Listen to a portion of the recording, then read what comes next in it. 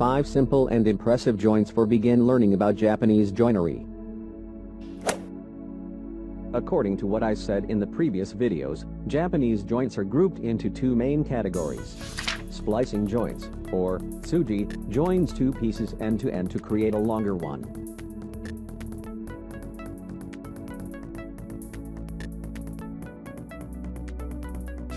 Connecting joints, or Shiguchi, connects 2 or more pieces at an angle.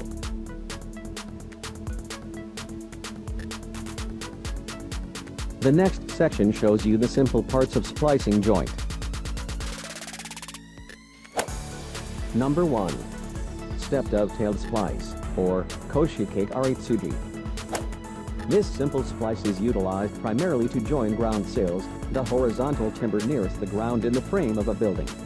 The most common lumber sections range from 105 mm to 120 mm square.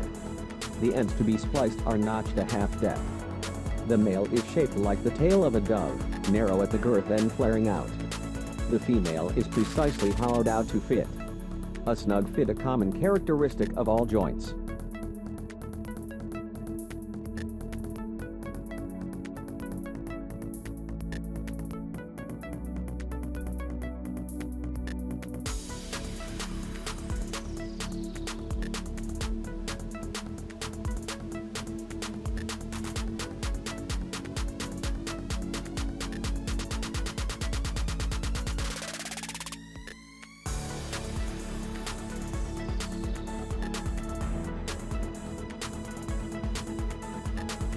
This joint is simply assembled by sliding the male into the female.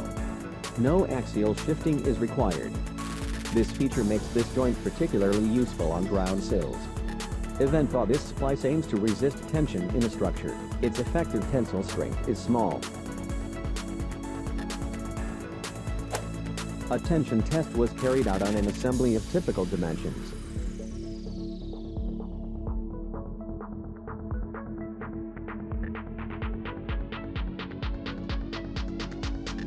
The tested splice was made of black pine with an average annual ring width of 2.5 mm. The compressive capacity, yield strength, of black pine is 420 kg per square centimeter.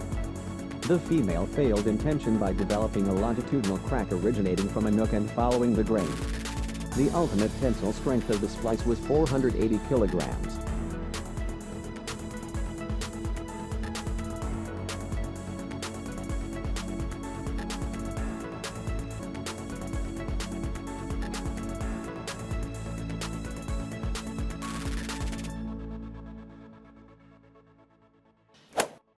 Number 2. Stepped Gooseneck Splice, or Koshikake-kama-tsugi. The second most simple of traditional Japanese wood joints you will need to make is a stepped gooseneck splice, or Koshikake-kama-tsugi. The gooseneck splice is also used on ground sills. However, it has a higher strength than the dovetailed splice. In practice, it is used to join larger lumber sections than the preceding splice. The gooseneck with tenon and mortise serves to splice square section lumber between 150 mm and 200 mm. For sections of more than 200 mm, oblique scarf splices are more appropriate.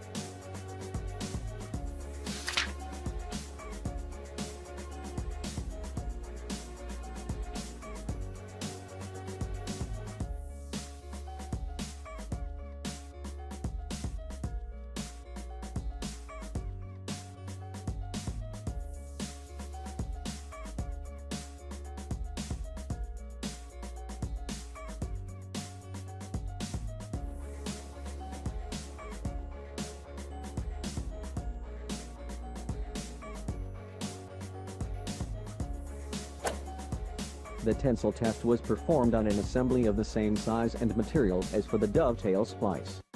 At ultimate strength, 2 modes of failure occurred.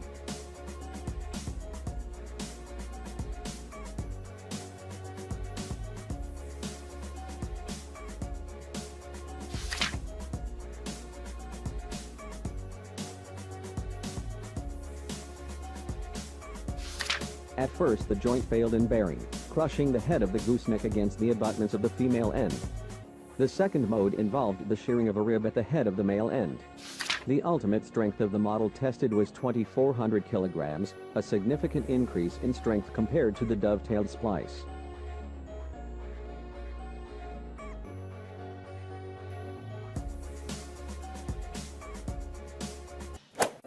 Number 3. Rabbeted Oblique Scarf Splice, or Okkake-daisen-tsugi. This splice can be used to join ground sills, girders or beams. The two ends of the joints are identical and referred to as the upper wood and lower wood. Two mortises are deepened through the depth of the splice for inserting draw pins. The joint is assembled by sliding the internal face of the upper wood over the internal face of the lower wood, keeping the surfaces of the middle drops in close contact. The pieces are then pressed together and secured by pounding into draw pins, effectively interlocking the front and back surfaces of the joint. The pins are inserted from the thicker end toward the thinner end, in alternate fashion. Unlike other oblique scarf splices, no axial shifting is required to assemble this splice, making it particularly suitable for installing or replacing a beam between fixed supports or a sill between anchor points. This rabbeted oblique scarf splice could be more appropriately called pinned rabbeted oblique scarf splice.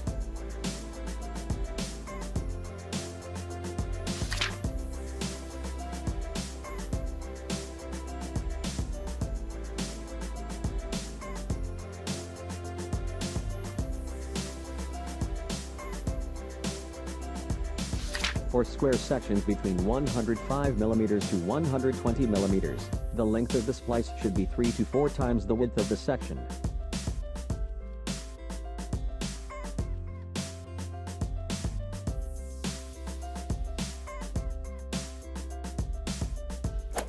The tensile test was also carried on in 105 mm square section assembly made of black pine.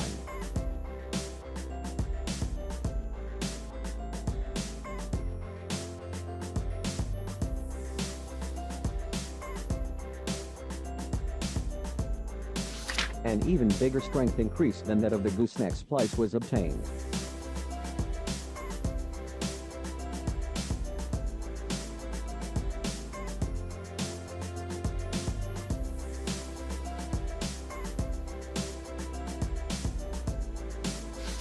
The joint failed at 4,000 kilograms by shearing through one of the adhesion planes.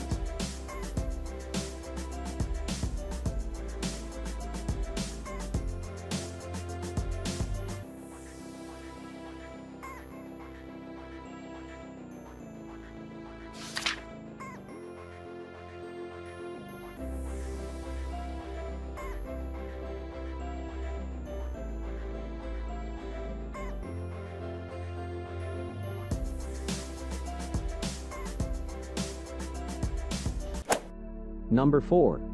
Mortised Rabbeted Oblique Splice, or Kanawa-tsugi. Both ends of the splice are identical. Only the upper wood is displayed in the diagram.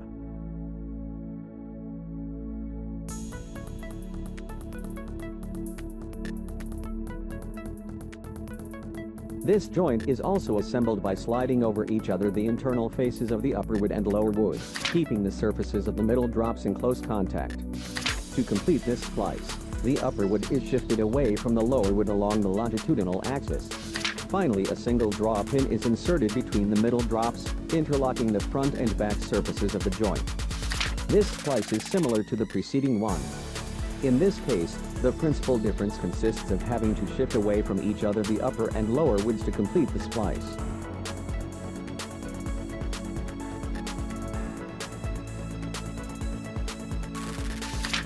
For square sections between 105 mm to 120 mm, the length of the splice should be 3 to 4 times the width of the section.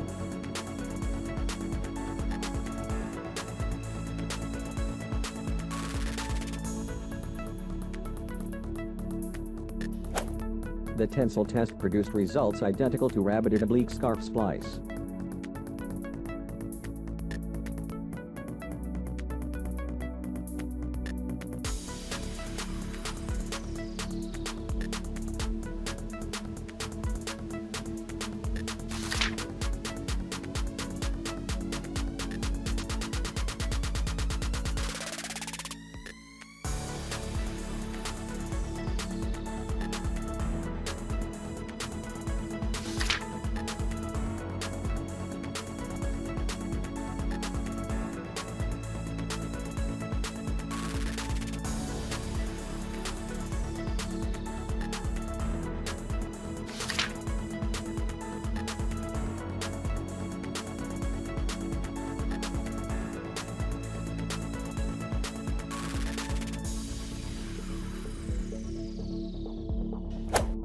Number 5. Blind Stubbed, Housed Rabbeted Oblique Scarf Splice, or Shiribasami-tsugi. The shape and mechanical properties of this splice are practically identical to Mortised Rabbeted Oblique Splice. Aesthetically speaking, however, this splice is said to be of a superior design than other Rabbeted Oblique Scarf Splices.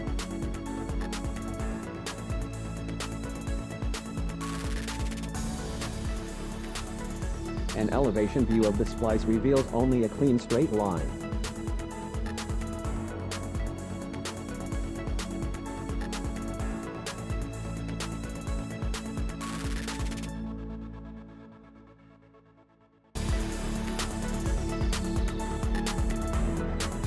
For square sections between 105 to 120 millimeters, the length of the splice should be 3 to 4 times the width of the section.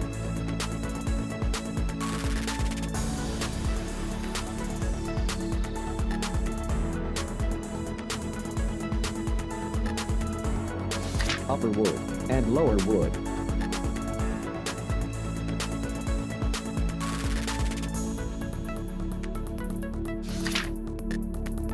The surfaces of the middle drops touch.